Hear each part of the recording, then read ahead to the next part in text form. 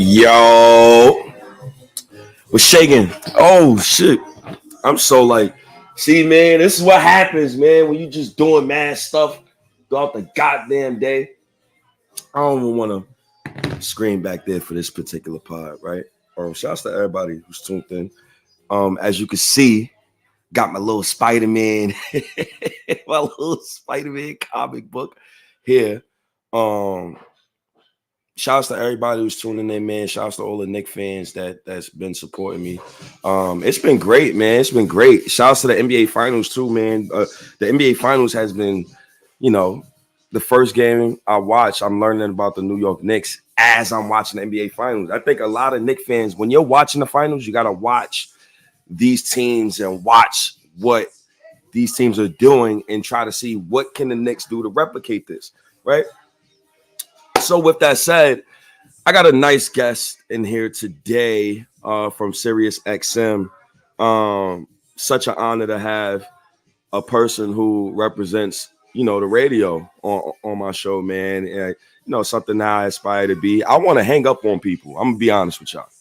I want to hang up on people. I want that's just me. I want to hang up on people because I feel like it gives you a sense of power. I don't know. That's just me.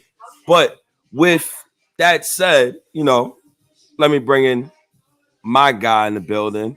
My guy, Scott, man. Scott, man, it's a blessing.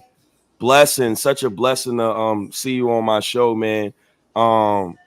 First of all, I want to say thank you for giving me the time of day. Second of all, I hope I could gain a lot of knowledge from you today. Third of all, I'm sad, Scott. I'm sad I gotta watch another NBA Finals without our lovely New York Knicks. How you doing, man? How's your day? It is great to be on with you and finally, really meet you, at least virtually. So, thanks for having me on. It's a pleasure to be here. Scott Engel. You can follow me at Scotty the King. I'm on Sirius XM Fantasy every Sunday from 3 to 5 Eastern. You can also check out my fantasy stuff at rotoballer.com and the official site of the Seattle Seahawks, which I've been doing the last week. I'm a Met fan and I'm a Knick fan, but I also grew up a Seahawks fan, and to write for the team website is like a dream come true. And I got to say that you guys got something great going on with these spaces and podcasts. You really do. Now, I did the morning show on Sirius XM Fantasy from the show's launch from 2010 to 2016, and we had great chemistry. It was me, Adam Ronis, and my friend Corey Parson from Harlem, who we called the mayor of Harlem, okay? And the thing was about is we were entertaining and we informative. And I get that feel by listening to you guys and watching you guys. Because you're from the heart. Tony, I love him because when he comes in, Tony's like the spark that lights the fire. Everything goes boom when Tony's there. Billy is like the older brother.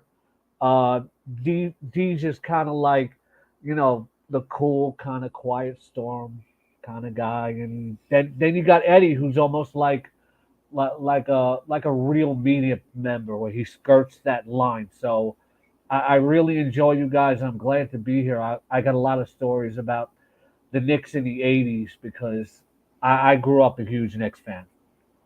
Yo, that's great. And, we sent a lot of questions to each other, wanted to see what we wanted to talk about and things of that nature. Everybody does that when, you're on these pods and stuff like that. I'm pretty sure you do it for your line of work too, as well. And, I don't hang up on anybody though, okay? a lot of what I do is fantasy football related. I don't know if you play fantasy football state, but I do actually. Okay, good. So you'll be following me during the season. I'll help you win your league. Okay, I'm on every day. Every time I'm on, and I'm also going to be on next Friday. I do some morning hits from 6 to 7. I never hang up on anyone because I love talking to the listeners. People call in, who should I start?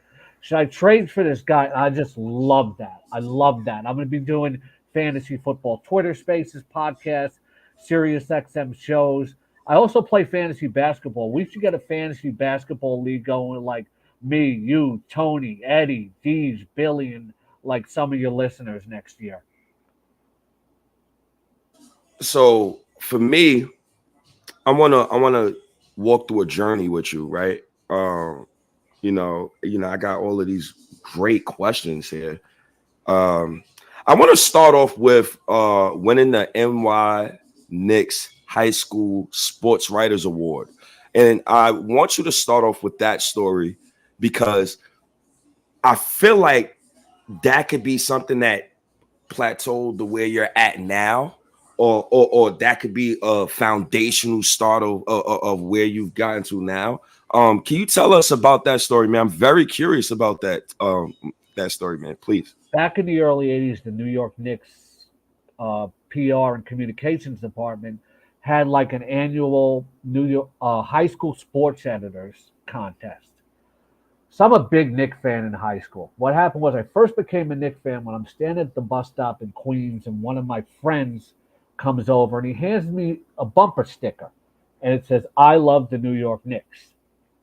So I take it and I said, you know what? If I'm going to put this bumper sticker on my notebook, that's back when we used to have notebooks, pre-internet era. I said I have to represent this. So I became a big Knick fan, right?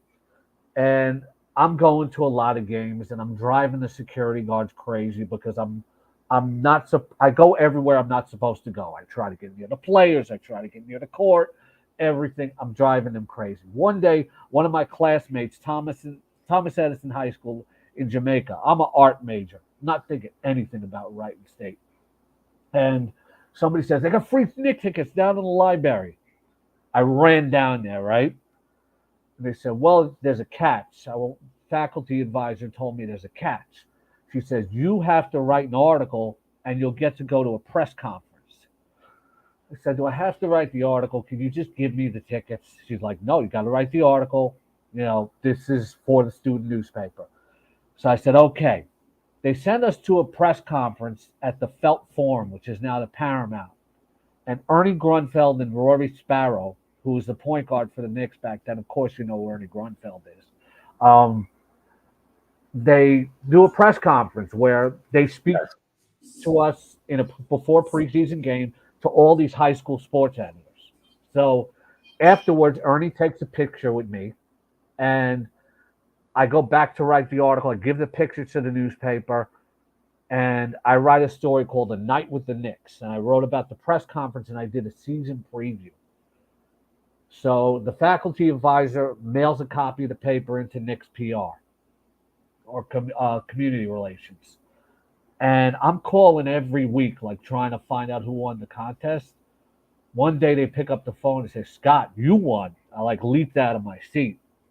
And for that, I got my in the game program, the final preseason game.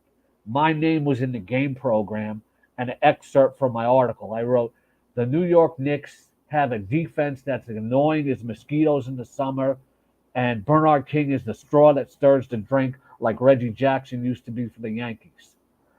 And I got courtside seats, and me and my dad got to go to the locker room. And we're sitting 2 rows behind the basket, and I'm thinking to myself, wow, I said, I may have something with this writing thing. So then the highlight of the night was, and we can go into this a little bit later if I'm not boring the hell out of everybody, is I got an encore picture with Bernard King, who already had known me because I always waited outside for the players. And they took that picture. I wrote another article. They took the picture of me and Bernard and put it in the case in the library. All of a sudden, I went to being like one of the most popular kids in school. So like, oh, he knows Bernard King, stuff like that. And that launched my writing career. I went to LaGuardia Community College from there. I got up to be the editor of the school newspaper. And I worked at Madison Square Garden later on as a vendor. and I would use my vendor job. This would also tick off security. And I'd bring my tape recorder, and I became friendly with Gerald Wilkins and Ken Bannister. And during warm-ups, I'm like interviewing them with my tape recorder, like right beside the court when I'm supposed to be working and he's supposed to be doing layups. But I got to put 2 interviews in my college paper, so that's how it all started. That's great. And real quick, just to stay on writing, I started writing as well. I started writing actually this year when I came back from Ghana. Shout outs to my cousin Kwasi, because he kind of like motivated me to start. And what's when you're writing articles, what is the thing that bugs you the most about writing? Misspellings. And I tell this to people that get in the industry. If you're a good writer, you got a better chance of staying in this business. But everybody's, content creator now. They want to do video, they want to do podcasts. But if you can write, you have a better chance of staying employed or getting gigs. I hate misspelling. It's a pet peeve of mine. Like, people will write in fantasy football, like people I respect, they'll say, this running back compliments the other. And they'll spell compliment with an I instead of an E. Or they'll say, here's a sneak peek of state show for next week. And they'll write peak, P-E-A-K. And I'm like, dude, just get Grammarly, you'll be good. I try to mix it up. So I try to mix it up with educated, and then I try to mix it up with how I like to talk on a day-to-day basis. So I try to like make it fun for people. I also found myself like randomly putting in YouTube videos to help explain some of the things that I'm trying to explain in the article. So it's been fun. But let's get into the nitty-gritty, because along with writing articles, you're at Sirius XM. This is one of the biggest ever. How did you get? Where did you begin in there? Like, how did that start? Like, where did that come from? Because you got to have a passion for it, right? Fantasy football, fantasy basketball, talking to people. Once again, you don't hang up on nobody. I see my man Mike Francesca. He called the prayer. Hey, he said, "Shut up, you freak." You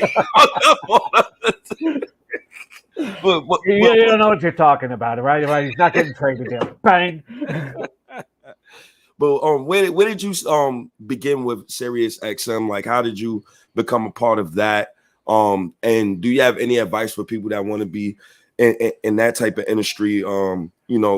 Talking to people, talking for about 3-4 straight hours, picking up phone calls, moving along with stories and things of that nature. I didn't really see myself becoming a broadcaster as much as I was a writer. Now, my first full-time job in the industry was working at CBS Sportsline, and it was mostly as a writer. But then I went to ESPN and did like some weekly fantasy radio for them. But then I was the managing director at a big fantasy company called Roto Experts, and when Sirius XM launched their fantasy sports channel, which is now Channel 87, in 2010, the company I was working for was able to get the morning slot from 6 to 9 a.m. Eastern.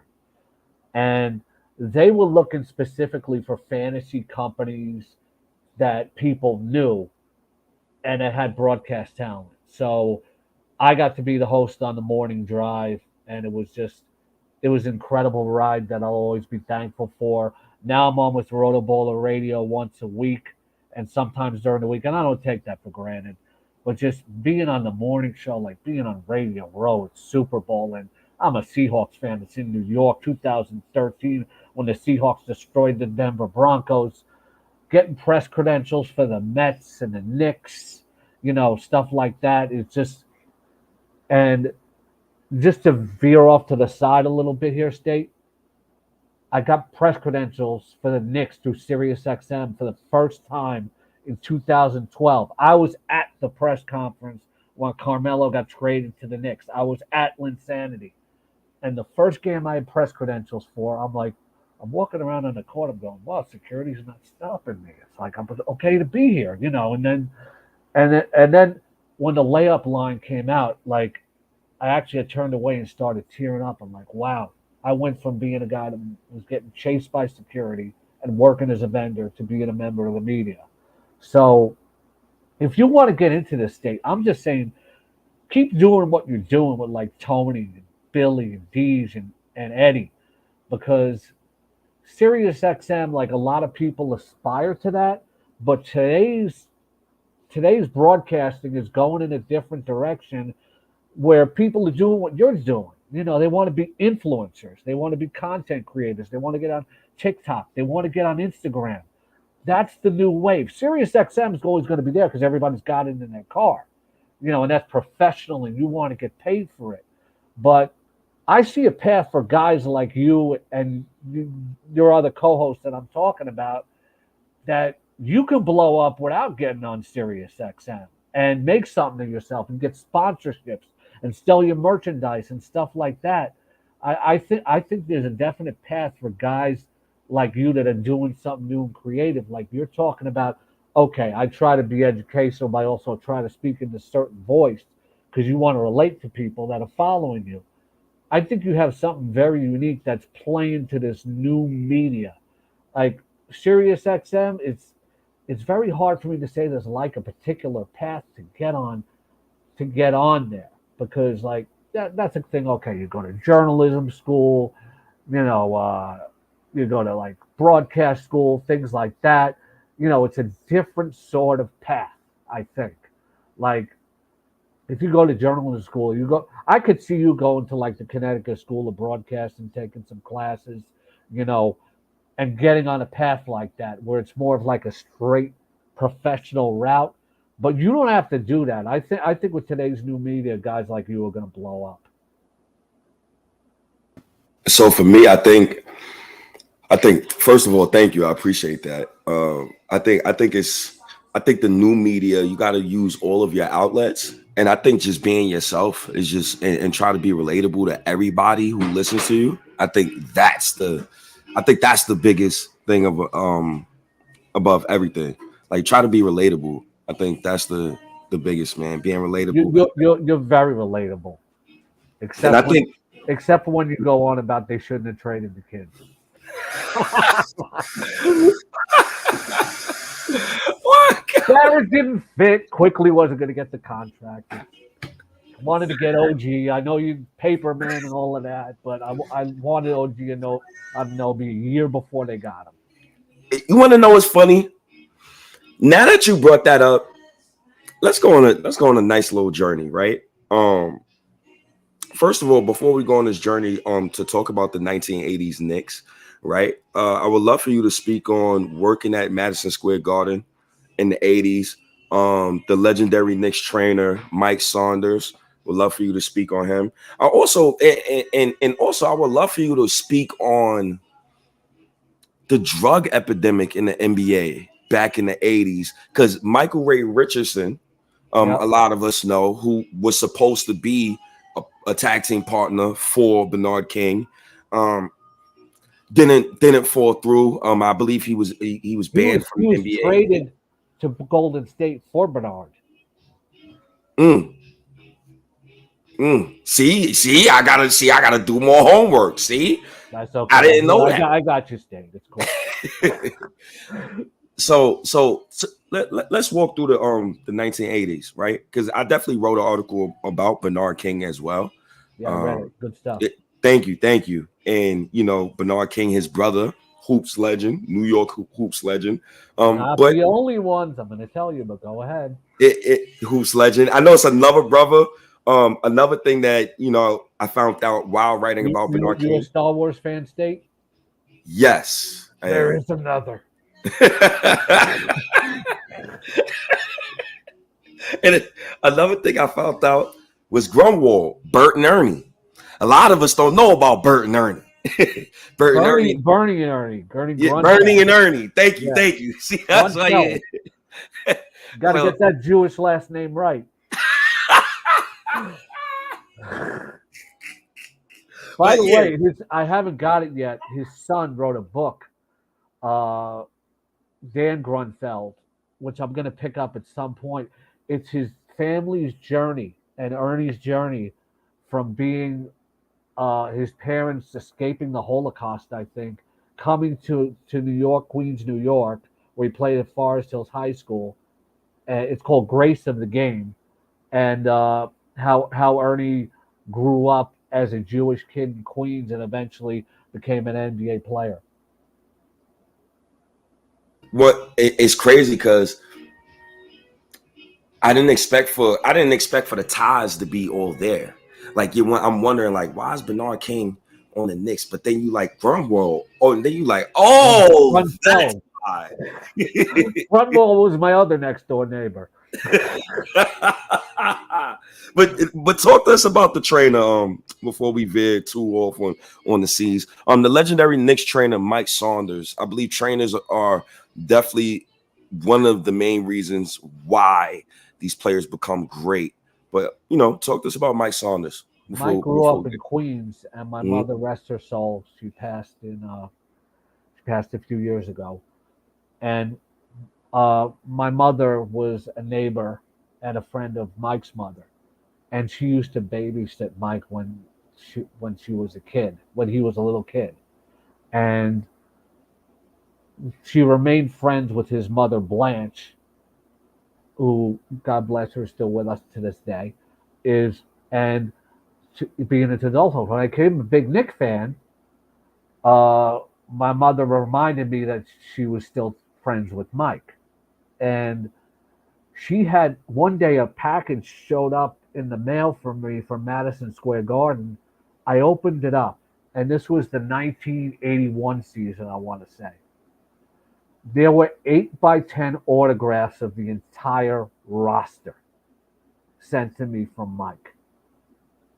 And I'm going through it. It's like Sly Williams, Larry Demick, Bill Cartwright, Ray Williams, Michael Ray Richardson. I wish I had those autographs today. When you're a kid, you never take nothing. Like my aunt is a movie producer. She sent me autograph 8x10s of Richard Pryor and Sylvester Stallone. I wish I still had those to this day. Oh my goodness! Where the hell do you lose those items? I was a kid. What do you want? Oh my God! Yeah. Oh. Anyway, so my father finally brings me to the game. I meet Mike and all of that. Mike brings me to the locker room for the first time. Remembers my dad and everything because he was friends with my mother when they were dating. And he gives me a road jersey of like a player who didn't make the team, but I wore it all the time. This guy was John Leonard, number 8. And he just gave me the road jersey, and I would wear it all the time. And Mike would always look out for me. If I came to – now, I went to so many Knick games when I was in high school. My parents gave me like $1,000 for graduation. I went to about every Knicks game in 1984 using that money. And I'm going to tell you tonight, like, some of the games and the things that I've seen. Just so one day I'm on a job. I'm in between college and high school, and I go down to Madison Square Garden and I try to get a job as a vendor with Harry M. Stevens, which is now Canteen. And I go by the office and I'm waiting to talk to the boss, and Mike walks by. He goes, "Scotty, what are you doing here?" I said, "I'm trying to get a job." He brings me in the office. He tells the boss, he goes, "Scotty's a friend of the family. Hook him up." So I got a job as a vendor for Madison Square Garden, and I worked there for 4 years. And I would still drive security crazy because I was still doing things that I wasn't supposed to do. Hubie Brown would hold practice like a walkthrough in the tunnel right underneath the stairs in the loge. And they were behind a curtain. I would open the curtain and watch the closed practice. I'm surprised Hubie didn't look at me and tell me to get the F out of there. But he didn't. So I was there. When you're a vendor, you get into the arena like before the games and everything. State in 1985, I walked into an empty Madison Square Garden and saw Larry Bird as the only other person in the arena practicing.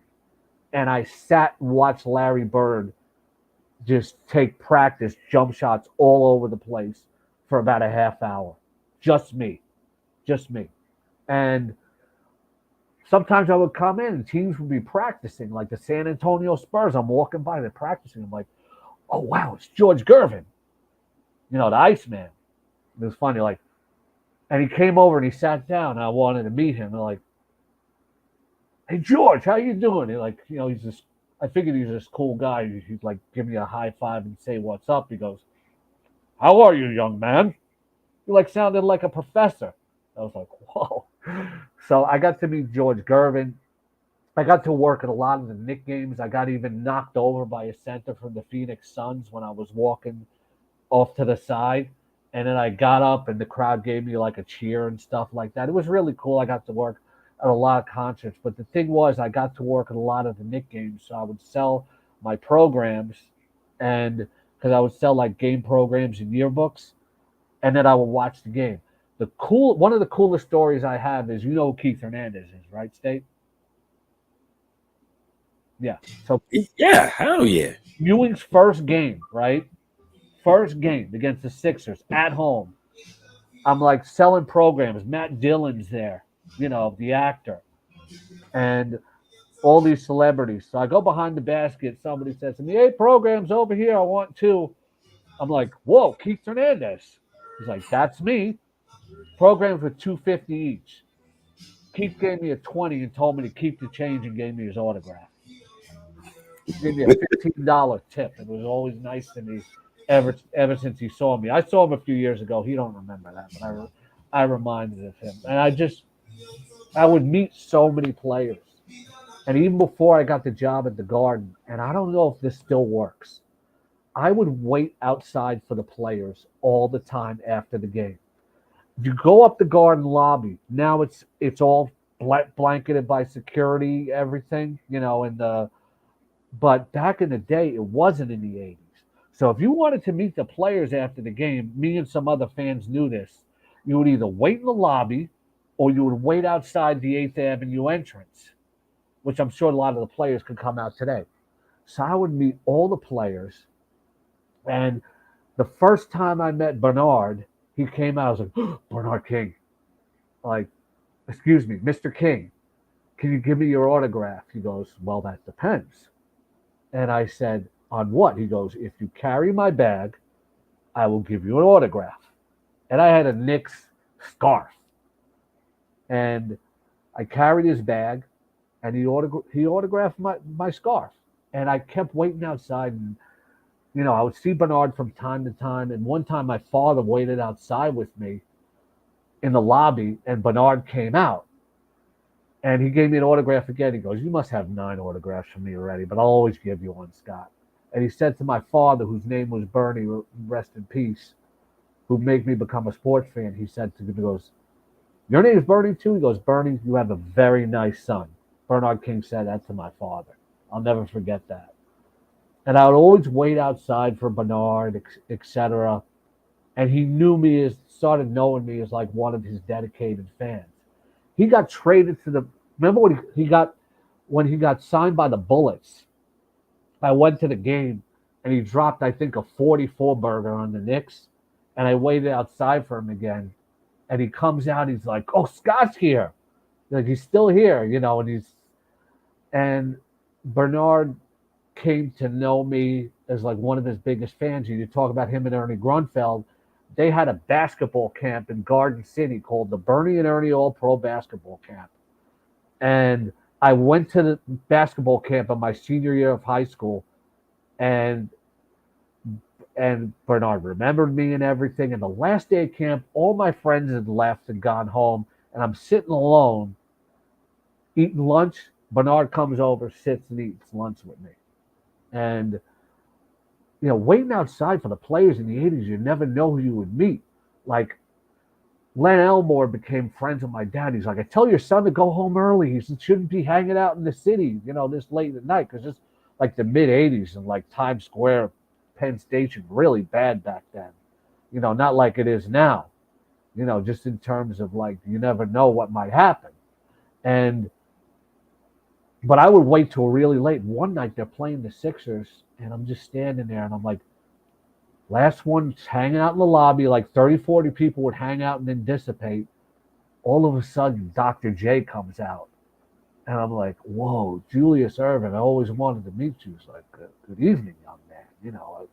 And he was real nice. One night, I was one of the last ones there. I met Magic Johnson. Um, just meeting, I spoke to Jordan briefly during his rookie year because I also used that vendor job to because I still wanted to be a writer, to get close to writers and meet Peter Vesey, who was great back then, and Harvey Arrington and other New York sports writers. And I would just use that as sometimes I would wait in the lobby and I'd have my tape recorder and I'd do interviews with the players because some of them started to know me after a while. And I was an art major in high school, and I actually drew a picture of Bernard King and gave it to him the day that he dropped 60 on the Nets in Christmas. And I gave him a picture I drew of him, and he goes, Scott, this is great. He goes, do you have a ticket for the game? Me, like a dumbass, I said, yes. And he goes, okay, I'll see you. He probably would have given me like a seat at courtside. I drew a picture of Bill Cartwright. He put it in his locker. Bernard told me he put it in his living room. And I would just try to meet the players, stuff like that. And it was just, the 80s, it was just a great time because you were asking about the drugs and stuff like that. I started becoming a fan in 1981 where the NBA was nowhere because it was coming off this, it was a league that was riddled by bad image and stuff like that. The NBA finals were not even on live state. They were on 11:30 at night on tape delay. Like imagine the Mavericks Celtics game. You can't watch it till late 11:30. You can't watch it live. Oh, that's poppycock nonsense. Lakers Celtics on at 11:30, dude. 11:30. You cannot watch it live. You cannot watch it live, and just everything turned around in the early 80s. Just and I was there to watch him, man. I saw so many great games. I was at Jordan's first game at Madison Square Garden. You know that highlight where he does the cradle dunk and Ernie Grunfeld's in the background? Yes. I was sitting third row under the basket for that. I watched Jordan and Bernard King go back and forth. Bang, bang, bang. You got to watch this on YouTube. It's from 1984. The 84 playoffs were fantastic. Game 6 against the Celtics at Madison Square Garden, incredible. The place was going to fall apart. I can't. Yeah. And we, me and you, we've had a debate about Bernard King many a times. You definitely just spoke about. There is no debate. Listen, I can't put Bernard King above Carmelo Anthony. Look, it's nothing about against Carmelo Anthony, okay? But I'm not talking down to you, State. If you didn't see Bernard play, you don't get it. This is nothing against Carmelo. I love Carmelo. Bernard was a combination of Carmelo and Brunson, okay? He had the New York love of that Carmelo had because he was a Fort Hamilton guy that came home and was so glad to come home. And he was like Brunson, where he had this incredible playoff run that I haven't seen anything like it until Brunson. Watch Game 5 of the 1984 playoffs. Bernard had 2 dislocated fingers and was playing with the flu and dropped 44 on Detroit in overtime. Bernard averaged over 40 points per game and shot over 60% from the field and 8 rebounds per game in that series. And then averaged, I think, 38 for the entire playoffs. Carmelo has never had a playoff run like that, and there's no insult to Carmelo Anthony. You want to know what's so crazy? You keep bringing up the playoffs. Carmelo Anthony averaged, I believe, 27 and 8 on a torn labrum. It's 19. what is it, 1985. Remember, Bernard was not a 3-point shooter either. He was still dropping those numbers. Because I'm not going to debate about you when it comes to Bernard King. I'm gonna let you going to win that argument, right? When I wrote about Bernard King, I felt like once again the Knicks did a disservice by not just trusting the process and trusting the future. I also felt like medicine back then was different than it is now, right? So when Bernard tore, I believe he tore his ACL, I believe he tore his ACL. Yeah, yeah. Well, actually, I can't remember exactly, but it was worse than that. It was worse than one ligament. And we had the number 1 pick. We get Patrick Ewing, right? And I believe Patrick Ewing and Bernard King, if I'm not mistaken, off the top of my little chrome dome here, I believe I like the hat. It's cool. Thank you. I appreciate that. I think they only played 10 games together. They never played together. They never played a single game. Damn.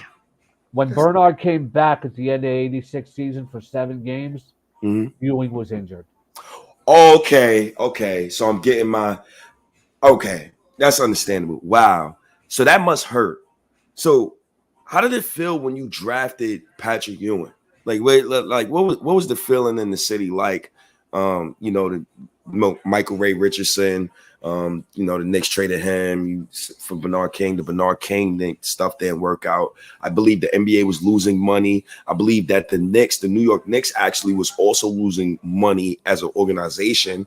That's why people say the frozen envelope. We all seen the video. We got the little bent corner. I don't know. I see it in the bar. Dave the Busher.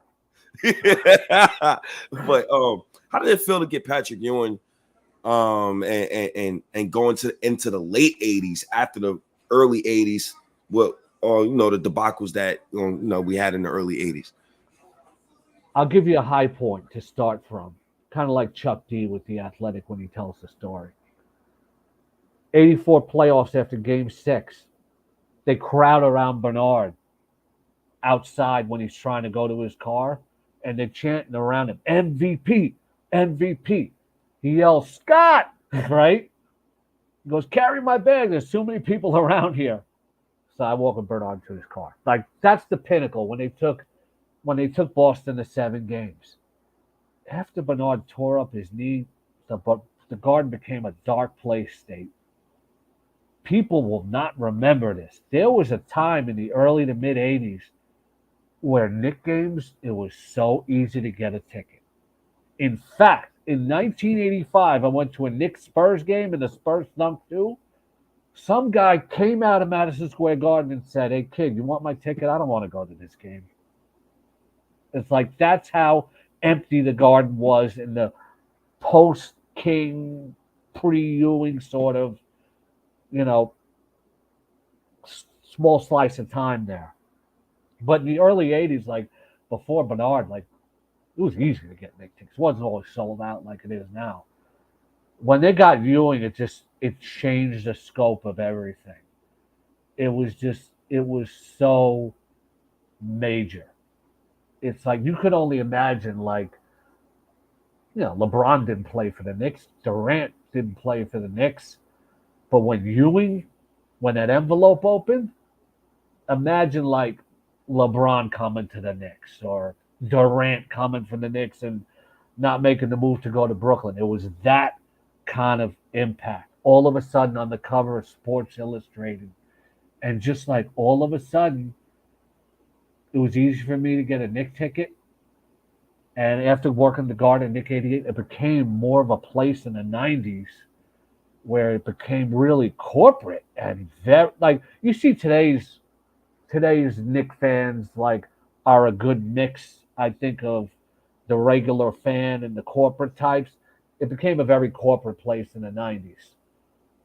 I mean, to me, when people listen, like the Knicks theme song became Billy Joel, you gotta have soul. I was like, well, this is kind of corporate to me, but it was still fun for everybody. But it totally changed the dynamic of the Knicks as a team. Uh, yeah, I'm so glad that the Knicks got Ewan. I feel like the Knicks getting Ewan, it started with the culture that was built, the culture that we have now. But then, you know, before we even get into the 90s, why the hell did the Knicks trade Mark Jackson and Rod Strickland, man? Who signed off on that nonsense trading two New York born guards in back-to-back seasons? That was just a dark period. I mean, we can go over so many bad Nick trade state. Could quote Jerry Seinfeld. Who are the ad wizards that came up with that one? Right? Just there's so many bad trades, and I see it because I'm a Seahawks fan. Like, they went to two Super Bowls last decade, regular playoff team. It's from ownership on down. And you talk about the early 2000s and all these trades that really made our stomach turn. It was because James Dolan got involved, and that happened with Carmelo, and that's why, like, he wanted Carmelo. We'd trade for Carmelo now. Let's not wait till the offseason. And Carmelo could have had better players around him than he had. So I think today's Knicks, like, maybe Dolan has learned his lesson, and you got to give him credit because now he's hands off and he's letting the front office do it. So I think maybe he kind of learned from what happened. I'm hoping from what happened those last 20 years after the 90s. And those was dark days. And even in the 90s, me, I'm a I guess I say I'm a 2000s Knicks fan, right? Right. Where I was born in 1990, and the Knicks that I grew up with, the 2000 Knicks, the 2001 Knicks. You got the 2003 Knicks when they win 37 games. You got Carmelo Anthony, LeBron, and D Wade in draft. And I think we got Othello. We either drafted Othello Harrington or Mike Sweetney. I remember watching Stephon Marbury on the bench in 2004. Yep. Larry Brown is coaching like a maniac. And then gone. Oh my goodness. As far as like transitioning from the 90s to the 2000s, how was that transition with the Knicks? Where was you at in your in your working career during that time too? And during that time in your working career, did you upgrade as well along with the Knicks? Because they was winning during the 90s. My career started in the late 90s at CBS Sportsline. I became the first ever fantasy football writer and editor. 2004, I went to ESPN. I was there to 2008. I lived in Florida for 8 years in South Florida. And I actually got to see the Knicks and the Heat at Miami Arena. And that was really cool. My career started to take off in the late 90s. And, I was at CBS where I eventually came back around to them. I went to ESPN. After ESPN, I ran a big fantasy sports website called Roto Experts. Got on Sirius XM. Right now, I'm at Rotoballer and Seahawks.com. I'm kind of contemplating my next move. But what was really cool, State, when after a few years after we were off Sirius, I was off Sirius for 2 years because we got bought up by a company in Canada called Anthem Sports and Entertainment, and they started a fantasy sports television network. And so I'm getting press credentials for the Mets all the time, right? Through Sirius XM. I'm at the Subway Series in 2017. Somebody said, "Hey, there's Bernard King behind home plate." I'm like, wow. I go up to Bernard. He goes, "You and me, we go way back, don't we?" And that was awesome. Took a picture with Bernard, spoke to him for a while. Come November 2017, we had a studio for the Fantasy Sports Network in the Marriott Renaissance on 34th Street, 34th between 7th and 8th. Studio's still there. And Bernard's publicist sent me something about the book. So I said, Bernard, no, oh, wait, a month before his book comes out, or 2 months before, they're honoring the '84 Knicks. at Madison Square Garden, right? And I'm inside the studio doing my show. During the break, Corey Parson, the mayor of Harlem, comes over. He goes, Scott, Bernard King's sitting outside eating breakfast and he's asking for you. And I sat down with Bernard for a while and Mike Saunders. And Bernard says, my book's coming out. I'll let you know when. His publicist got in touch with me. And I did the picture that you got. I did an in-studio 1 hour interview with Bernard King. And that was coming full circle. That's great, yo. That's And great, get man. the book Game Face and read it if you haven't. It's his autobiography. That's for sure. I definitely wrote about his book actually in my Substack article too. Oh, you did read it. Yeah, you did read it. Yeah, I definitely got to do your homework at least if Yeah, you're you going to got write it. about. Yeah. You Hey, you're a content creator. You know how to do your homework, man. you gotta. I felt like writing about people like Bernard King. I feel like I gotta at least do a lot of homework on this guy because not everything I write is going to be fact. You know, I gotta just make sure I get most of the things correct. And when it comes to a guy like Bernard King, I feel like him, Ewing, you know, that 80s era, the 90s era with Pat Riley, you know, Jeff Van Gundy with the 99 Knicks, Grunwald, Grunfeld. Gunfeld, my bad. You got Scott Layden. You know, the lovely Scott Layden. The lovely. I tell you, man, Bernard had the most unstoppable turnaround jumper. Mhm. And he taught it to us at his basketball camp. I was unstoppable on the playground for the next 3 months. What? When you look at the NBA right now, you don't think the archetype, Jason Tatum, these tall wings, that you don't think that's the Bernard King archetype? No, but Bernard was a strictly low post guy, and he would still drop 40 to 50 on you, all from the low post. The game is different now. You know, it's a lot of threes and stuff like that. You know, I think Jimmy Butler is more the throwback guy, and DeMar DeRozan. These are players who can really beat you up from the mid range. Although Butler will hit the occasional three, but to me, like we were talking about in your spaces, like, do we want DeMar DeRozan? I'm like, it's kind of a throwback to like the '80s when guys were scoring from the mid range, and I got to see some of the greatest players live, like watching Dominique Wilkins and the Hawks doing like a reverse cradle jam, like, and seeing Dr. J fly and Kareem Skyhook. Just, you know, you get this. The '80s were a golden era of the NBA, dude. I wonder if Len Bias, because it's Len Bias and it's another player. I can't when his name as soon as his name comes to my mind, I'm gonna share it with you. But a player like Len Bias, I wonder if do you know about Len Bias?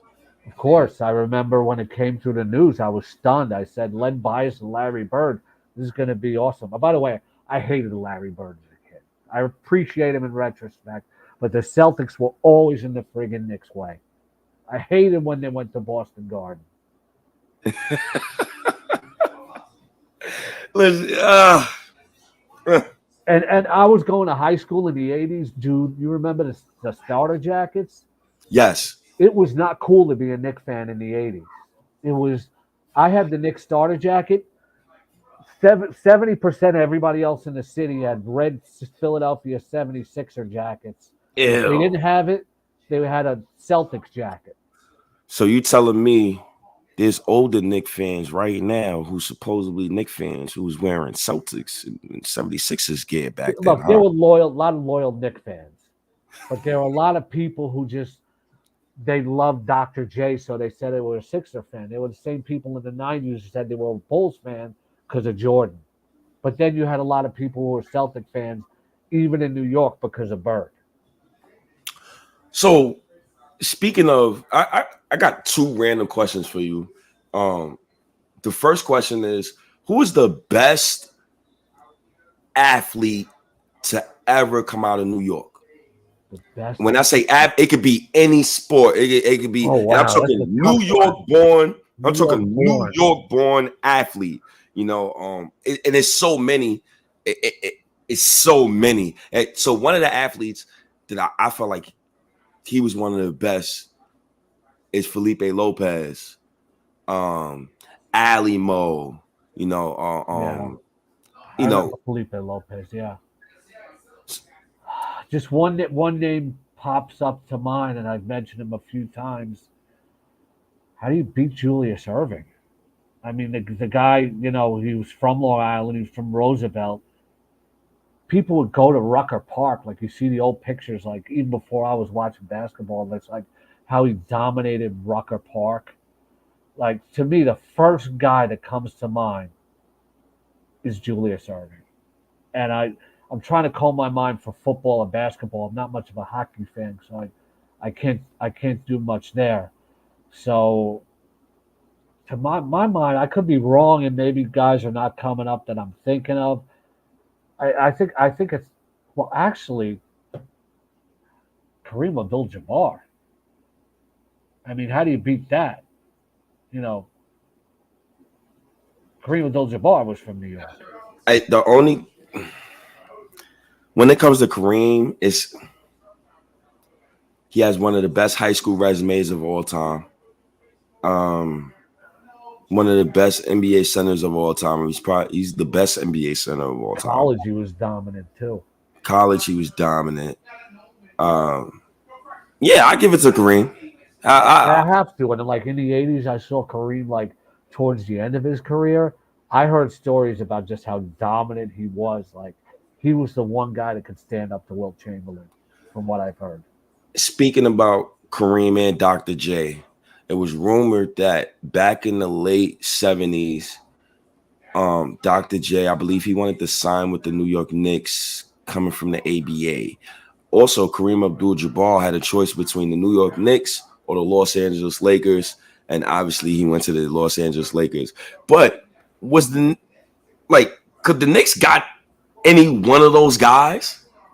That was before I was watching, to be honest with you. Mhm. Did you watch Winning Time with the Lakers on HBO? Yes, I did. Great Love that series, show. even though it's kind of a little bit outlandish. They actually documented when Kareem almost went to the Knicks. I don't know about Dr. J, but he ended up going to the Nets, who will always be the second team in New York. And that's the thing. That's the thing about New York, right? I never worry about the Nets because the Nets are the one team that can't flip New York City, dude. Now, it's been a Yankees town since the 90s, but in the 80s, the 60s, and the early 70s, it was a Mets town. If the Jets ever get to a Super Bowl, which I doubt, uh, they'll flip the city over Giant fans. I don't watch hockey, but I remember growing up when the Islanders were like just as popular as the Rangers or near that. The Nets are the one team that no matter how much they win, I don't think they can flip the city fan wise. Reminds me of the Clippers. The Clippers will. Exactly. You get what I'm saying? Like you're forever going to be little brother, Well, forever. actually, not little brother. Like, all right, remember you talk about misspellings and how it's a pet peeve? People Mhm. use certain terms. They'll say the Mets are the Yankees' little brother. I said, they're not the little brother. They're not related. The Mets came from the Dodgers and the Giants. They're neighbors. They're not related. He's the less successful neighbor. um, the Lessons. Why, yo? What do you think? So, another question, just off the random. I definitely wanted to ask you this. I was thinking about this question last night. What is the hardest position to play in sports? So any sport. And me and another OG, we was having this conversation, and I was telling him like, what do you think is the hardest position on the New York Knicks right now? You think it's the point guard position, or you think it's the center position? Do you think it's the court? Now going to football, do you think being a quarterback is harder than being a starting point guard, or do you think being a closer in MLB is harder than being a starting quarterback? Like, in your opinion, what is the hardest position, sports position to play? Is it hockey goal? Like any position? What is the hardest to you? Well, each sport has like its certain athletic elements and challenges that make it unique. There's nothing harder in sports than to hit a baseball. Nothing. 90 miles an hour slider coming at you. There's nothing tougher. Football's the most physical, grueling. Hockey, I'm not a hockey fan, but I admire it because you got to be able to skate and kick ass at the same time. And basketball is just, it's the most artistic, athletic expression. And I think you have to be the most athletic, purely athletic to play basketball.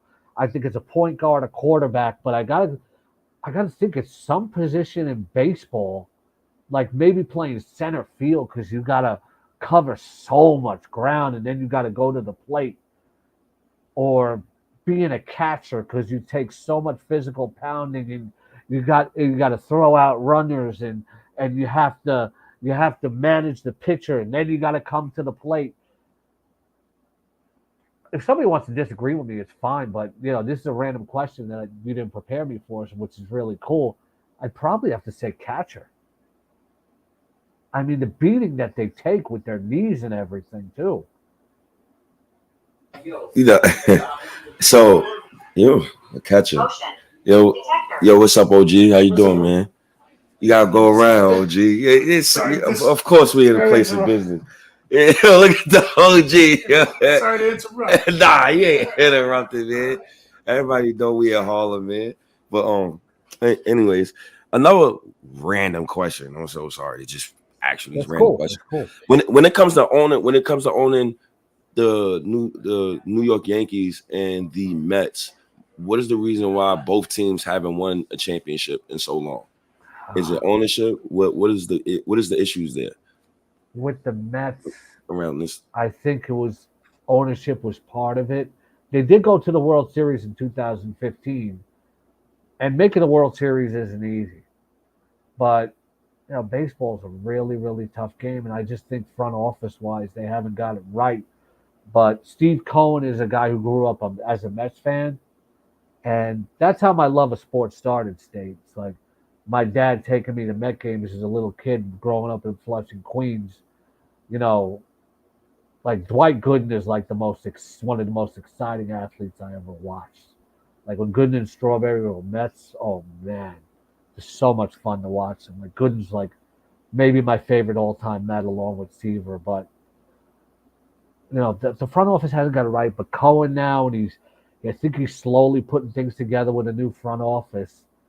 With the Yankees, and Steve Cohen said it best, once you get in the playoffs, anything can happen. I don't think things have broke right for them deep in the playoffs. And you'll never see a dynasty like that in the 90s, probably again in your lifetime. That's so rare to see. If you're a Yankee fan, you lived through that. You got to appreciate it. But there's no one general answer. There's like, with the Yankees, they last won in 2009, but every year has been different with certain, Judge hasn't stayed healthy. Stanton hasn't stayed healthy. They haven't found the right mix pitching wise, etc. It's just, I don't think either team, like overall blanket statement is, I don't think either team just found the right formula front office with the Mets front office wise. And Cashman's a good general manager, I think, but I just don't think either team has been able to find the right mix overall. So why? So just sticking with baseball real quick. Why is the Mets so terrible, and why is the Yankees so good right now? I think I view them separately. Like a lot of fans would be like, Met fans will hate the Yankees, but when I became a member of the media, I started viewing it differently, like dealing with the players and stuff like that. The Mets have had like a Knicks kind of run, you know, like sometimes I used to call the Knicks Mets in shorts when both of them were bad. But the Mets, like I said, it's they've been in the late '90s. They were the second team in the city. They were good, but the Yankees were great, so they overshadowed them. But the Mets haven't been able to get it ownership wise, and Every year it's been a lot of injuries, things like that. Uh, today the 2015 season that was fun. The Yankees have been better the last few years. When you have Soto, Judge, Stanton, guys like that, and then Garrett Cole, I think the Yankees are better what they've put together on the field. Where the Mets are, it was really disappointing 2 years ago. They won 100 games and they got eliminated from the playoffs. They tried to, buy everybody up, and it didn't work, and then they started over. It's crazy because when it comes to like the Yankees and the Mets, I just had a Mets fan. One of my uncle's friends, he is a Mets fan. And as soon as I asked you the question, why is the Mets so bad?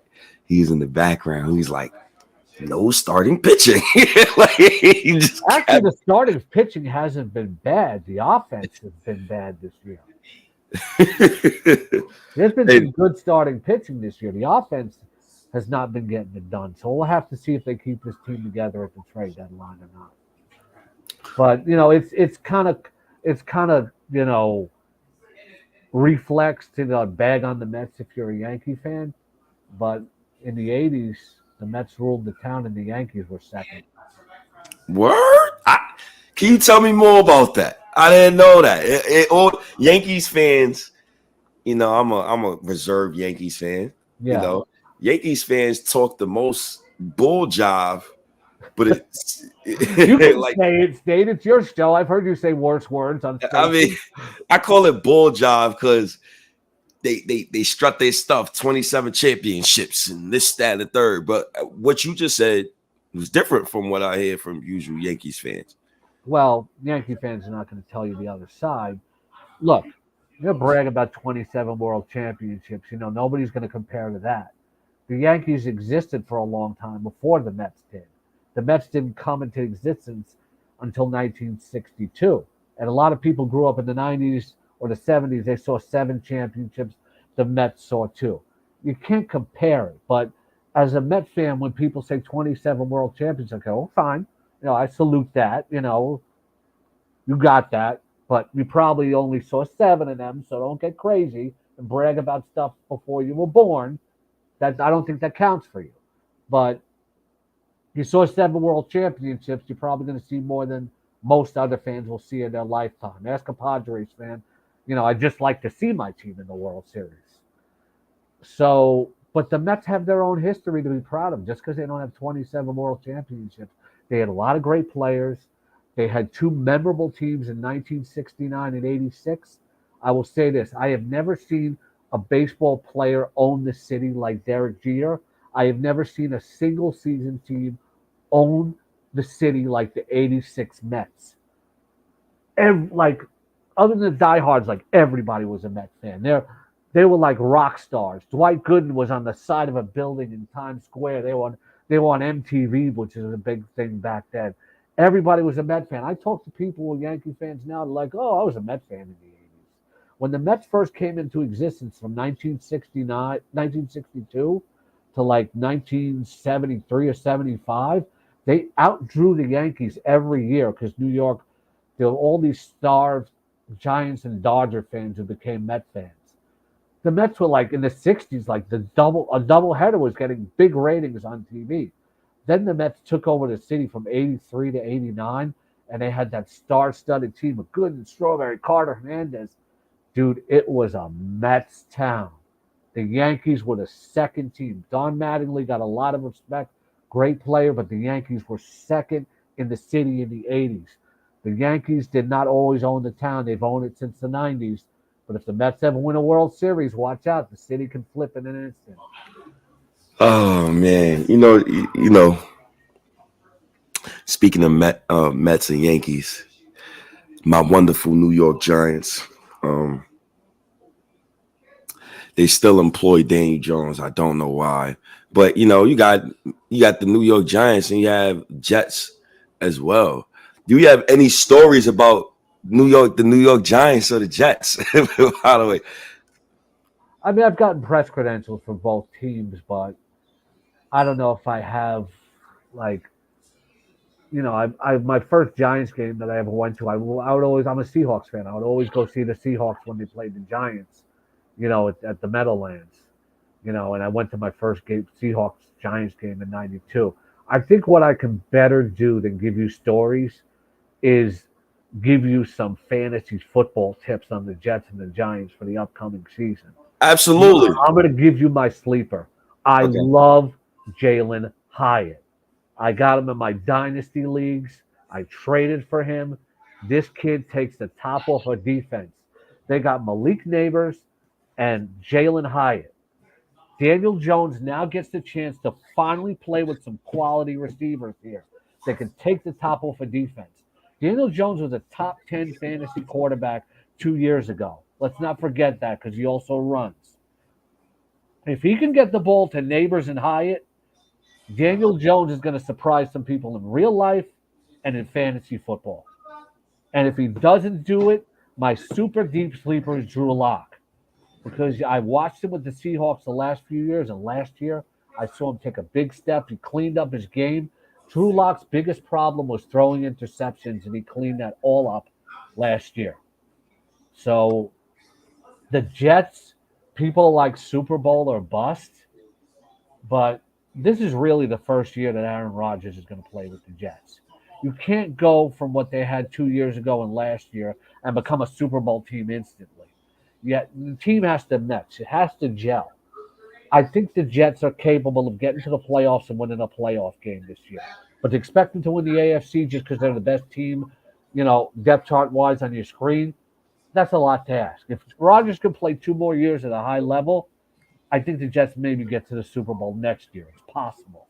But Rodgers is not the same guy that he was in his prime. Sports Illustrated last year, one of their scouts was actually saying he's still a good quarterback, but he's not great. He doesn't have the arm strength that he used to. He's not as mobile as he used to and can't make those off-schedule throws like he used to. But he's still very, very good. So I would not inflate expectations for the Jets. Rodgers probably not a fantasy quarterback one, could be a high quarterback two.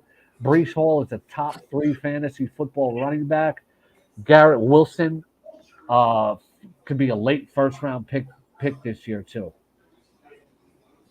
It's funny because when it comes to me and when it comes to like fantasy football, I always go for the rookies. So I usually go for a prime example of this. I won a fantasy football league back-to-back years at my job. The first time we started, guess who my pick was? Like I picked the wide receivers. It was 2019, I believe. Tyreek Hill? No, you picked a rookie. I picked Mahomes. And Mahomes. So that first season when Rodgers left. Yeah. I mean Rodgers when Alex Smith left. Alex Smith left. Mahomes was my pick. And I told everybody in fantasy in my league, I said, yo, good luck, guys. I'm going to be a snob right now, State. You play in my level of leagues, you draft a quarterback in the first round, you're getting smoked. No, I didn't draft him in the first round. I got Mahomes, I think, in like the 4th round. Oh, okay. You're good then. You can play in my leagues then. I got him like the 4th round. I will tell you this. I've had Mets credentials in 2010. I have become friendly with a lot of players because every Major League Baseball clubhouse has a fantasy football team. And when these guys find out that I'm a fantasy football guy on SiriusXM and on Rotoballer and on Seahawks.com, they start asking me questions, and I become friendly with players. Last year, David Wright and I shared a high-stakes team together and won our league together. And, there's this charity called BigLeagueImpact.org. They do fantasy football for charity. The Yankees had a draft at Yankee Stadium, and you got to draft with Aaron Judge and CC Sabathia and some of the other players. I helped Judge draft his fantasy team, and he won his first 10 games. And I have all these baseball players and people that, will always like text me or call me or for fantasy advice. It's really cool. Yeah, man, fantasy football is it's a dangerous game, but it's very fun. It's It very is. fun. I think I got matter of fact a specific question about fantasy football to you. So I got a I coworker. can do this all, like Captain America says. I can do this all day. I got a coworker. We played in the fantasy football league. We're gonna play in a new one this year. I like to add defense. That's just me. I like to add defense. If your quarterback throws an interception and one of my cornerbacks, if your quarterback throws an interception, one of my cornerbacks picks it off on my safeties and takes that pick to the house, that's automatically I account the yards for it and the touchdown. So let's say if you intercept it, you take it back. So you're saying you have unique defensive scoring. Yeah, That's I cool. like I add defensive scores. If they pick it off, how many yards they get, you add on the yards too. For the How do you player feel or the, about or the team unit. the player? So you do individual defensive players. Yeah, I like that. My first ever fantasy football league, Paragon Sporting Goods down on Union Square? Paragon. Oh, Paragon. Yeah. Yeah, hell yeah. Yeah. I used to get my Mermons from down there. I know Yeah. Paragon. So I worked in the team sports department in the mid 90s, and we had a fantasy football league. And my first ever fantasy football league was at Paragon, and I won it the first time we played. It was individual defensive players. It's you go deeper, and you get to learn. The beautiful thing about fantasy football is you appreciate players you may not ordinarily have paid attention to, and then you start learning about okay, who's the best linebackers. Uh, you learn about who's the best playmakers. The best corners don't get thrown at, but guys who get thrown at and the playmakers and pick it off, that's who you want.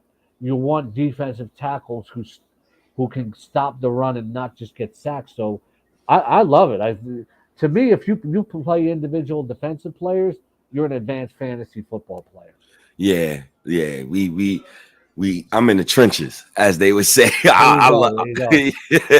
I love fantasy football. I love it keeps you up to date. It also helps you learn about other football players or basketball players you don't normally watch. Because now you gotta force yourself to, okay, let me watch this game real quick. Hey man, you need about 10 rushing yards, but it gets you more engaged. The only thing is this gambling stuff, the gambling talk. Oh, brother, how do you feel about gambling being introduced in sports like worldwide, and you see the commercials is promoting gambling?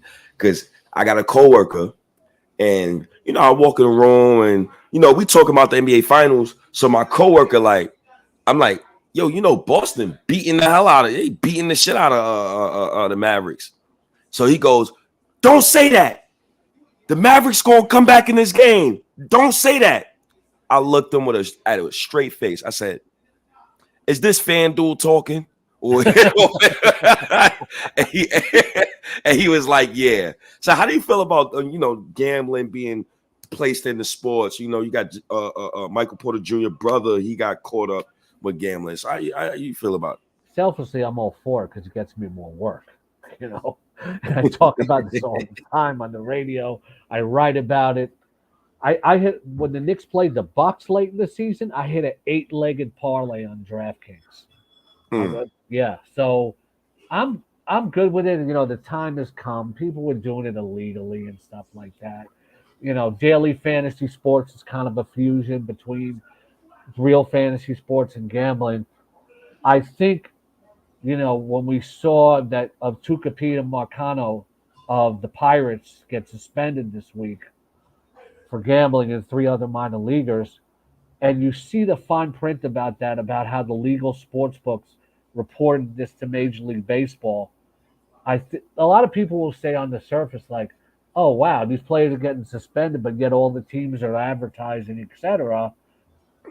I think it's got to be done carefully because daily fantasy sports, they had to put the right guardrails in place over time, and I think they're doing that. I think the players have to take it on themselves to be responsible, and I think the sports books are doing it correctly. And gambling, like anything else, you have to set your own personal guardrails too. So I think I think they're probably handling it as best they can. It's and if you're good at it, you got to know your limits. I'm just an aside here. My son, Sean Angle. Now, this is not a sport that anybody listens follows. He is a NASCAR writer and analyst, and he plays DFS and he bets, and he's really, really good at it. He's won 14 tournaments on DraftKings. You can check him out on FantasyGuru.com and Rotoballer. But he knows his limits when he's wagering, and he'll get all excited because like, whoa, this driver was 800 to 1 to win, and I hit on it, and I keep my own guardrails on myself because I hit that 8-legged parlay, but I wish I would have put more in, but I only put in $15. See, this is why I delete FanDuel off my phone. That's how bad it was getting for me about 4 months. It's all about personal discipline. Yeah, it definitely is. It definitely is. You want to hear a good 80s story about how you remember Chris Carter's brother, Butch Carter? Oh, yeah, sure. Why You want not? to hear how he tried to screw me out of $20? Oh, sure. Why not? Yeah. So Butch played for the Knicks in the early 80s, and I was working at Madison Square Garden. They had Sesame Street Live in the Felt Forum. And I was selling like these big like paper cutouts of like Miss Piggy and Kermit. And Butch Carter was there with his wife and his little daughter. And he says to me, he goes, "Hey, I know you, Scott. Yeah, yeah." He goes, "Come over." He goes, "Can you give me one of those and I'll pay you next week for it?" And I said, "I don't know if I can do that, Butch. Like, I don't got it like you. If you don't pay for this comes out of my personal pocket." He's like, "Dude, look out for me." He said, "I will give you back double the money." I said, "Okay, we'll do this." I had to chase him down for the money for months to the point where I had to go to Mike Saunders and say, "Hey, Butch is trying to screw me out of $20, and he got the money for me." Oh, Butch. Oh, Yeah. oh my goodness, Butch. You must have really, you must have think about that story a lot. Your $20, When I saw Butch Carter courtside in the playoffs, I said, "That guy tried to take $20 from me." Oh man, um, this is great, man. This is great. I would like one of my last questions. 'Cause I definitely want to get you out of here. I know you got some work to do, Yeah, and but I'm having so much fun here, though. thank you, man. Yeah, as long as I'm not too long-winded for the listeners. Um, asking a question about this year's Knicks and like New York sports in general. What do you think is the state of New York sports in general? Like, especially a team like the Knicks, you got the Yankees, you got the Mets, you got the Rangers, you got all of these New York sports Don't ask me teams. about hockey. I don't watch it. Not, but how do you feel about New York sports in general? Do you think New York sports media covers New York sports properly? What are some things that you would like to see change and like when people cover New York sports? I'm very curious for your answer to this. I'm kind of in the profession, so it's hard for me to criticize my colleagues. Mhm. But I will give fair criticism, respectful when it's warranted. I think if you really want to get the best coverage, and I got no skin in the game, I did work from previously. You want the best coverage in New York sports or any team you follow. You gotta subscribe to the Athletic. It's got the most objective, in-depth coverage. Nobody does it better than the Athletic, I think, for any team. Guys like Tim Britton and Will Salmon, for the Mets, Cats, for the Knicks. The state of New York sports right now, I think a lot of people excited about the Jets. They're skeptical of the Giants. Met fans are in a lot of constant pain. There's doom and gloom. People who are Met Jet fans together, and Knick fans, it's like they let the doom and gloom bleed into one team from the next. When the Yankees get really good, Yankee fans will pound out their chest, but there's always the Astros in the playoffs and the Knicks. This is beautiful. People talk about wanting to trade Julius Randle. It's like, shut up. It's like, first off, Randle was the guy who was the crux of the team, but he made him relevant again. Second off, people talk about his playoffs. The first playoff series against Atlanta, he had no help. The second one, he was injured. We haven't seen the real Julius Randle in the playoffs. People talk about, okay, mock trade. Julius Randle and 4 draft picks for Lauri Markkanen. I like Lauri Markkanen, but he's not that much better than Julius Randle to give up 4 draft picks along with it. That's crazy. So, but the Knicks, no team is more universally beloved in the city than the New York Knicks. The Brooklyn Nets will always be the mostly overlooked neighbor. Even when they had Durant, Irving, and Harden, they have more attention nationally than they did locally. The Nets might as well move to Vegas or something. Nobody's going to care. There's a core of Nets fans, but the Nets are like the Marlins of the NBA. Nobody cares. That's the bottom of the bottom. Oh, yeah. God. I never met a Marlins fan. You might not. I didn't meet many of them. I lived in South Florida for 8 years. Oh, God, oh my goodness. It was amazing living down there because just like Heat fans are really threatened by the Knicks. They're really threatened by the Knicks. It's kind of like when you see the Mets or the Yankees play in South Florida, the Knicks play down there. It's like the 6th friggin' borough, dude. And South Florida fans hate New York sports fans because it's almost like they're the second team in town.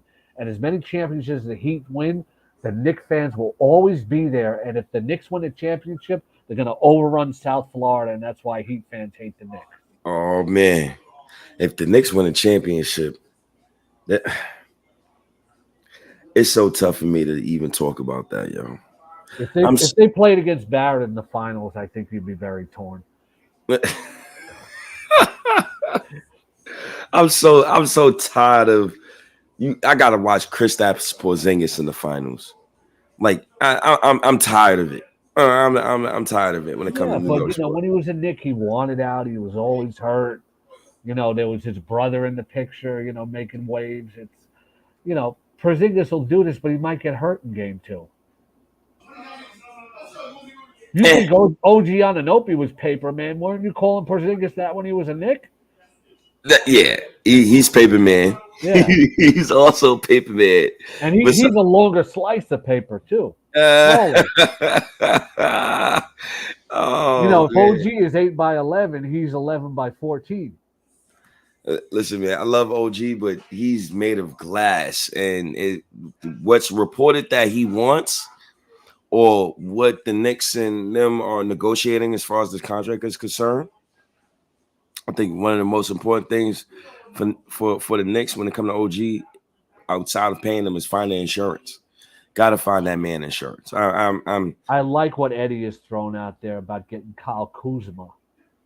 Kuzma would be terrific depth. And he also mentioned Kelly Oubre Jr., on Twitter today. I love Oubre's game. It's like, when you play fantasy basketball, you got to watch these players a lot more, and that's why I enjoy playing it. And I had Oubre on my team for 2 years in a row, and I'm watching this guy, like, got him in the last round last year, pops from outside, flies around the rim, plays tough defense. I would love to have Kuzma or Oubre. I would love to have them both, honestly. I feel like the Knicks, they got to pull a Kelly Oubre out of the hat. So what I mean by that is Kelly Oubre signed for $2 million last year. He signed with the Philadelphia 76ers way below his quote-unquote market rate. He ain't getting $2 million again. He's going to get way more. By the way, before I forget, when I worked in Madison Square Garden in the 80s, I got to see a ton of concerts for free. and got to work at them. I got to see Madonna's first big tour, and I will never forget. I took the night off to see Run DMC's Raising Hell tour. It was Run DMC, LL Cool J, Houdini, who I think is such an underrated act from the 80s, the Beastie Boys, and Timex Social Club. And that was one of the greatest concerts I ever saw. And about a few months later, Aerosmith is playing. I'm enjoying that show, and somebody saying to me, "Hey, Run DMC is backstage." This was before Walk This Way came out. And I'm like, why would Run DMC be here? Little did I know the song would come out months later. I got to see a lot of concerts, and just meet a lot of NBA players, like legends, and Cal Ramsey, like an original Knick and a longtime Knicks broadcaster. Rest in peace. Just what a nice guy. Yeah. So I got in the locker room because of Mike Saunders, and was standing around talking to him, watching Ewing tape up Ewing's knee. I used to get in the locker room all the time because I knew Mike, and Rick Pitino would chat me up, and Ewing's getting taped up, and Ewing's talking to me, and then Ewing became friendly to me after that because I knew Mike. I got a question. Who's the best New York personality in sports that you ever seen? Personality? Mm-hmm. In terms of like drawing the media, or just being like broadcasting, just like being just like a really cool person. Yeah, like a cool person, broadcasting, catalog, just everything, like everything. Who's the best to you? It got to be in my lifetime that I've watched, like the most electric personalities you're talking about. Like, I'll give you one from each team. How's that? For perfect. the Mets, the most electrifying player I ever saw was Dwight Gooden. Tom Seaver is the all-time Met, but Dwight Gooden was so unhittable. He had this rising fastball and this wicked curve that would friggin' freeze guys like Pete Rose. Just in terms of a person, David Wright is like one of the most genuinely nice people that you will ever want to meet. Makes time for everybody, treats everybody just like, appreciates every single person he comes into contact with, and doesn't big time anybody. In terms of the Yankees, I got to watch them in the 90s, etc. Like, Jeter's easily the biggest personality ever to be in this city in my lifetime. In terms of being a really cool dude, Aaron Judge is really like right in a lot of ways. And CeCe Sabathia was very cool. With the Knicks, Bernard really captured the city, like, for 3 years. Like, we talk about Carmelo versus Bernard. Bernard was like one of the most electrifying individual players to ever wear the uniform, and I think Brunson is approaching that. Nothing against Carmelo. Carmelo was more, as for most purely beloved Knick, like Carmelo could be number 2, behind Ewing or something like that, or behind Stark. For the Giants, Lawrence Taylor, definitely the most electric I've ever seen. For the Jets, they've never been good. It doesn't matter. No, I'm kidding. Most electric Jet I've ever seen. That's a tough one. the Jets are never that good. I mean, I enjoyed watching Freeman McNeil and Wesley Walker back in the 80s, Curtis Martin, but I can't remember a Jet and I'm probably just not thinking of somebody to say, man, he's electrifying. I love to watch him. He can score from anywhere on the field. Maybe Breece Hall is that kind of guy. Breece Hall. Hall's good. Don't laugh. He's good. He could be the number 3 running back off the board in a lot of drafts. He's really good. I just don't. Darrell Revis easily.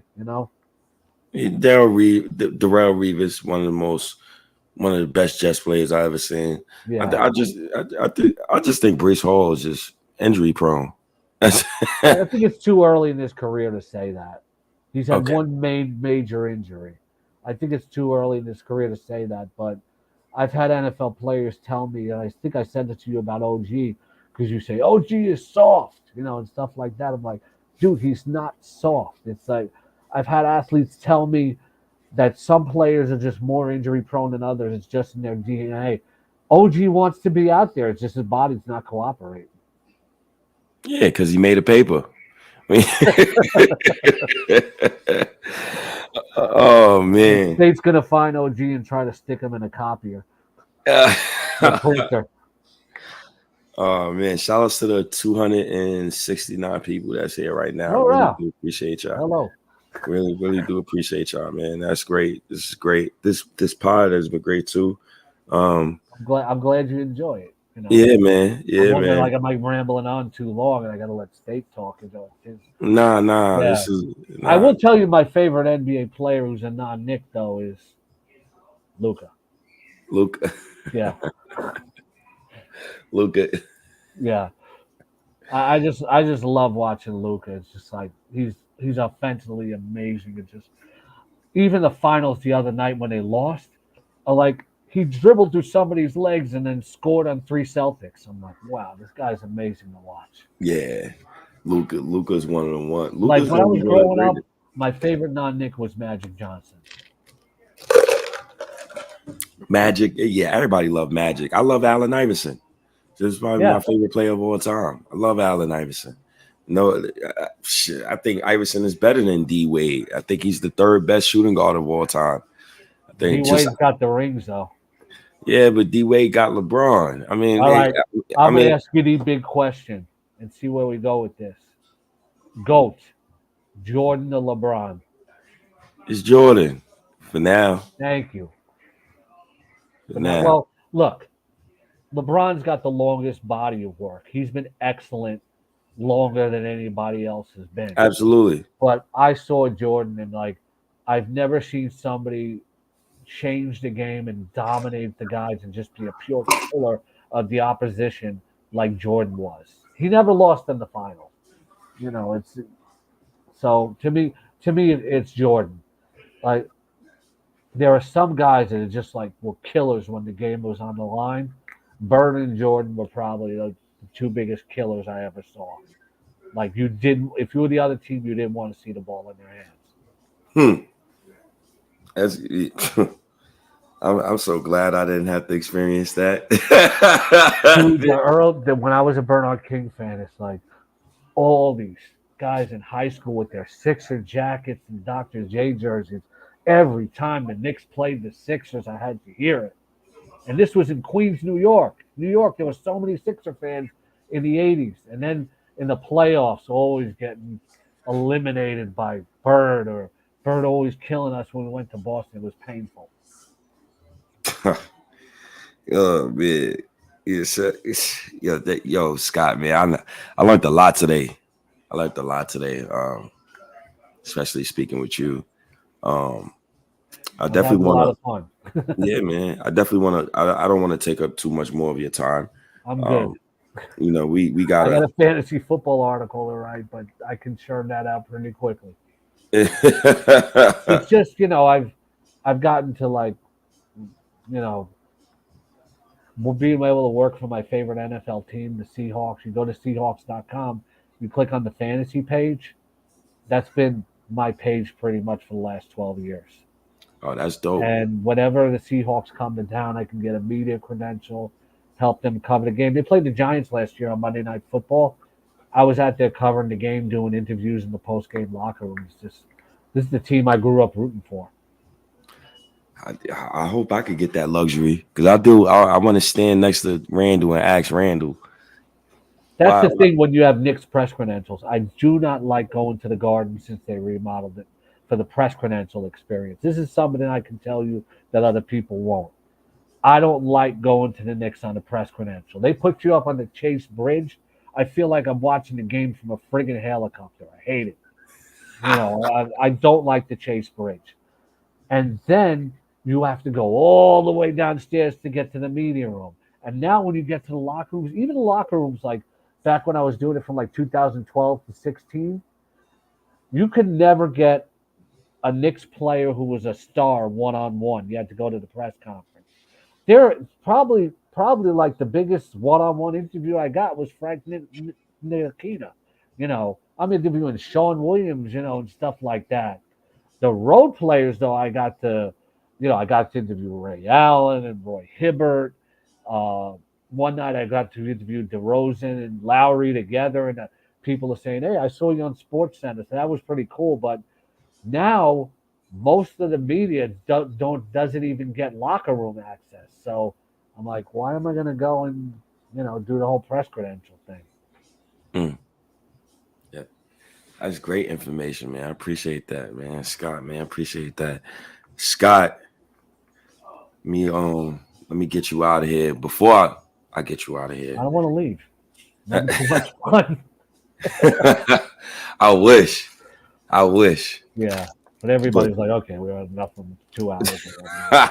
Let's do a space, and we'll go to 3 a.m. Nah, I ain't doing no space tonight. I promise you that. I ain't running. I will tell you though, I love the spaces, like, because I do fantasy football spaces every Sunday during the football season. I hope you'll come to those, and the other guys come to those where I just answer people's lineup questions. You talk about hanging up on people. I answer people's lineup questions for like 3 hours straight, whatever they want to ask me. Mm-hmm. So I found these Knicks spaces, and like I felt like instantly a part of things. And you guys are so entertaining, man. It's like you and Tony make me laugh so much. Deej offers so much perspective. Billy always comes in with great insights, and then Eddie kind of steadies things, and does things with the stats. It's a great mix of chemistry and balance. If I was producing a radio show, I'd say, okay, let Eddie be the moderator and let these other 4 guys fly. And this is going to be really good. I'm telling you, man, they got to hit me up, man. Once they hit me up, we'll see. Once they hit me up. When you did that four-person podcast last week, I was cracking up the whole time. I got to do more of those. I'm thinking about different stuff to do. It takes time, honestly. Even tonight when I go home, I'm going to be working on a couple of things tonight. So it just takes time, practice, and patience. Keep grinding, and somebody will see what you do. Yeah, they definitely will. They definitely will. Let me get you out of here, Scott. I want to definitely once again, man, I want to thank you so much for coming to the show, man. Thank you so much for having me. So it's such a blessing, man. Shout out to Sirius XM. Shout out to everybody. Shout out to all the Knick fans that's been watching the show. 284 people watching live right now. It's all crazy. You 284 people, I'm Scott Engel, ENGEL. Follow me on X right there. And also at rotoballer.com, Seahawks.com, Sirius XM Fantasy Sports Radio every Sunday, 3 to 5 Eastern, Channel 87. Hey, Scott, do you have any last words you want to leave the people with? Once again, plug in anything that you got going on, any new articles, fantasy football, where people can find you. When does your fantasy football league start? How does that go? But please talk to the people, Scott. And thank you once again for joining the State of the New York Knicks. I appreciate it, man. I love it. I could talk Knicks all night. But yeah, my early rankings are now out on Rotoballer, Superflex, to everything by position.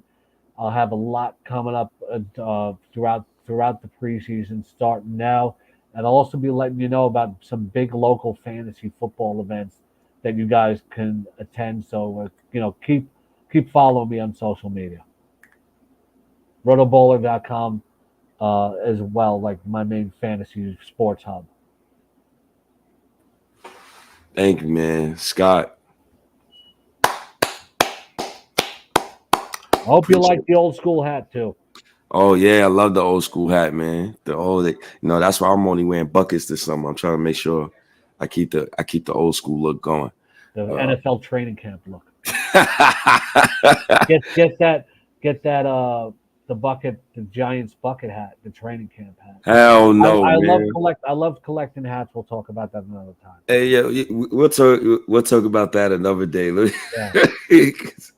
The New York Giants. Spare me, Mike.